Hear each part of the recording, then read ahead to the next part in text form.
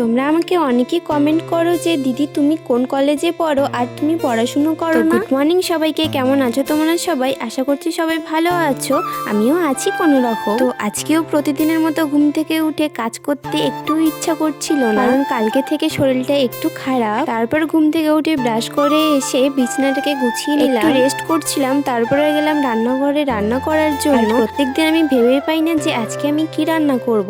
তো প্রতিদিনের মতো আজকেও আমি ভাবছিলাম যে আমি ফুলকপি রান্না করব না বাঁধাকপি রান্না করব। তারপরে ভাবলাম যে বাঁধাকপিটাই আজকে রান্না করি। তারপরে এদিকে ভাতও হয়ে গেছিল।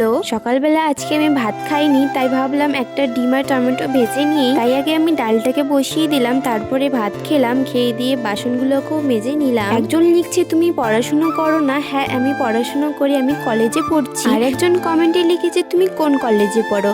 তো আমি মাথাভাঙা কলেজে পড়ি। আমার ব্যাপারে যদি আরো কিছু জানার থাকে তাহলে তোমরা কমেন্ট করতে পারো, আমি তোমাদের কমেন্টে রিপ্লাই দেওয়ার চেষ্টা করব। তো তোমাদের সাথে কথা বলতে বলতে এদিকে আমার ডালও হয়ে গেছে।